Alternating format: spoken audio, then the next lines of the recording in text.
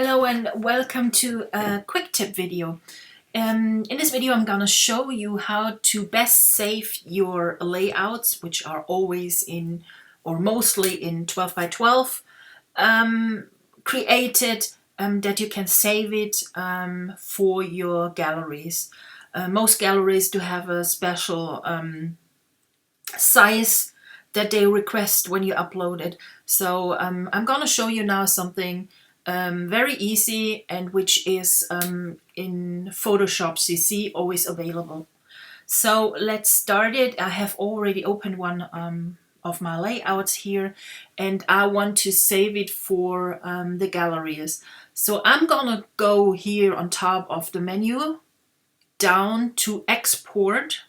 You see that? And then I'm gonna go to save for web. Now a new window pops up, and this is especially for you that you can save an existing file to a JPEG, to a GIF, to a PNG file. This is what you can use for any other gallery, not only the lily pad, for any other as well. Okay, here we go. So this is the window that opens here, and you see two versions of your layout now.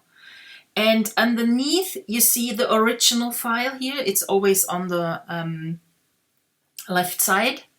It's you can choose here on top the versions. You can choose the original version. This is how you created it. This is the optimized in original size, and this is the vice versa. So this is the original one, and on the other side, on the right side, is the optimized, and then we have here the 4-up, which gives you the different versions of the GIF. But we stay on the 2-up here. That's the best. What's for us scrapper? Yes, the best. Okay. Then we go here on the right side. You see here there is just GIF, but we need a JPEG, so we choose here the JPEG version. Then we have here the quality. It's by 60. When you go here down to 20, you can see here how the JPEG and the quality changes. We can choose here optimize. We can here all the others, progressive, embed, color profile. This is all we not need to tick. What we need here is quality is with 20 totally too low. So we stay here. You can choose also here's low, medium. It's at 30, or high goes at 60. So let's stay at high. That means the compression quality, the quality of the image that you output later. Okay. Then we go down, convert to sRGB. Can we leave it or not? It doesn't change anything on our size later, but it can change on the look of the colors. They can change. It depends on what profile you have used to create your layout. That's something totally other. It's very it's for professional use of Photoshop that you create photos in a special profile. But forget that now. That's something different. Okay. Okay. So we have here now the image size here. Okay. And mostly the galleries want a size of 800 by 800 pixels. So we go here and place here and the height, because that's a letter size layout, 800 pixel in the height, and the width is then 582. And as you can see, it changes now the size. So now we can control here on the bottom here of the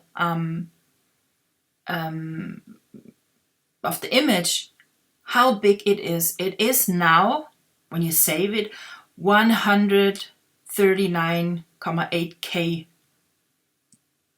Most galleries show up and tell you how big the size should be of the gallery upload. And this is how you can control it. So always start with the quality by 60. And if you have a gallery that says it should be 120K, then you can just tune here a little bit and say, okay, I make the quality at 50, and you see the size of the image goes down. If you have a gallery that maybe says 180, then you can go up to 70, and that's a little bit too much. So we go here in 6. So you have now here this size of 157. Okay, so this is it. Then you go and say save. And now your image is saved, and your original PSD file stays in the same size you have created it. Nothing happened to that. You also don't need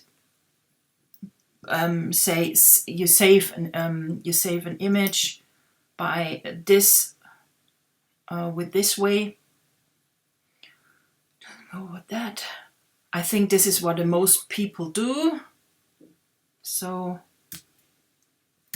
800, we call it 2 version, and then we go here and say JPEG. Why does that not change anymore? Okay, this is it. I think this is what the most of you do.